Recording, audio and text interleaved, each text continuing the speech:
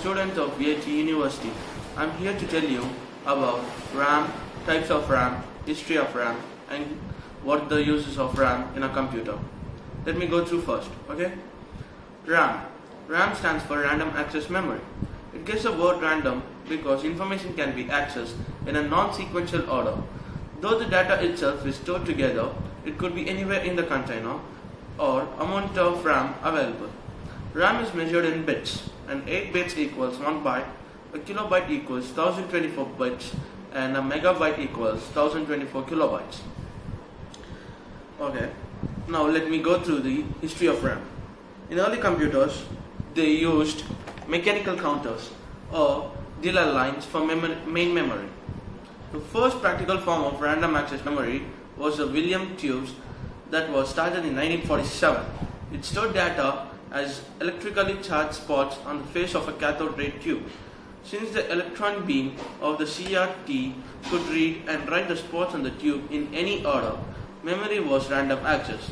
The capacity of Williams tube was a few hundreds to around 1,000 bits, but it was much smaller, faster, and more efficient than using the individual vacuum tube latches. It was developed at the University of Manchester in England. The first RAM was produced in 1947 and it was later developed until 1970s. Now, let me explain about the types of RAMs. There are eventually two types of RAM in the world. Now, if you can see over here, there are two types of RAMs. One, static random memory and dynamic random memory. Zoom, bro. Can you see it? Yes. Now, let me go through. There are two types of main memories. There are SRAM and dynamic RAM. The first one stands for static random access memory, and the second one stands for dynamic access random memory. Now, let me go through what is static random access memory. Static RAM is a type of a RAM that holds its data without external refresh for as long as power is supplied to the circuit. This is contrasted to dynamic random access memory, which must be refreshed many times per second in order to hold its data contents. SRAMs are used for specific applications within the PC, whether their strengths outweigh their weaknesses compared to DRAM. SRAMs do not require external refresh circuits or other works in order for them to keep their data intact. SRAM is faster than DRAM. Compared to DRAM, SRAM is more power efficient while idle. SRAM is 7 times more expensive than DRAM. Now let's talk about what is DRAM. Dynamic random access memory is a standard computer memory of the vast majority of modern desktop computers. It is a volatile memory that needs to be refreshed with voltage regularly, otherwise it loses the information stored on it. Dynamic random access memory is also referred to as DRAM. Volatile means that it loses the information stored on it as soon as the power is withdrawn. So you need always a power so that you won't lose any loss of memory. Dynamic RAM is referred to by its size and speed. For example, the packaging or description of the memory module might list 1066 megahertz on 1 gigabit DRAM. The 1066 megahertz is the speed at which a computer can read and write to the memory. And the higher number is the better. The 1 GB is the usable space on the chip. In this example, the chip can store 1 gigabit of information on it while it has power. There are several different types of DRAMs. Examples of DRAM is DIMM, SO-DIMM and DDR memory sticks. Now let's go to the types of random access memory modules. This thing is called SIMM memory, or which is called single inline memory module, which is a type of RAM memory module.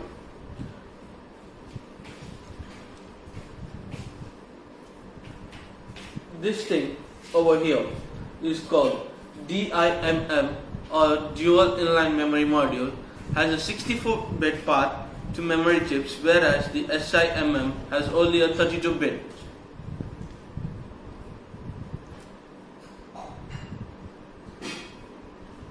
This thing here is called SOGIMM or Small Outline Dual Inline Memory Module. Is made with integrated circuits and is about half the size of DIMM module, so it is faster than DIMM module.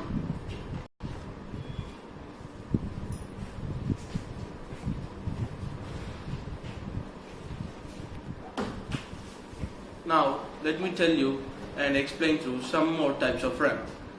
Some more types of RAM include SIP RAM, which means single inline package. Next includes parity RAM, non-parity RAM, EDO RAM, non-EDO RAM, and RR RAM, which means resistive RAM, and Z RAM, zero capacitor RAM. The RAM consists of many types of pins.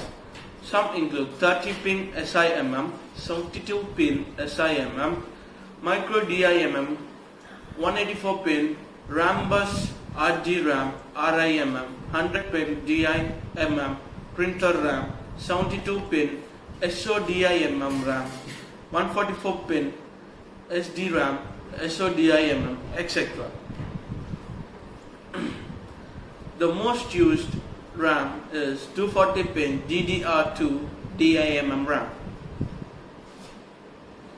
Now let me talk about the limitations of the RAM. One of the biggest drawbacks of random access memory is that it is a volatile memory. That means whenever the computer is switched off, all the data that was stored in the RAM is lost. Another limitation of RAM is space limitation. The cost per bit of RAM is high as compared to ROM. Because of this reason, it is not used for mass storage. Now let me talk about the futures of RAM. Further computers and electronic gadgets will need memory chips that are smaller, faster, and cheaper than those of today. RR RAM, which is resistive RAM, and Z RAM, zero capacitor RAM, are runners in the global technology race as the next generation of RAMs. The amount of RAM matters more than the type of RAM. This is because the more the RAM available in a system, more number of tasks can be performed simultaneously without any performance drop. Now let me conclude. RAMs are costlier because they have to Now let me go to the conclusion of RAM. The amount of RAM matters more than the type of RAM. Let me conclude this lecture by summarizing a few points. First, the type of RAM doesn't matter because all the RAMs are volatile in nature, so it matters is the space that the RAMs can specify. The more the RAMs are available, the faster the programs run on a system. The second that I want to include is that the higher the RAM space available, the more simultaneously the programs can perform. Thank you.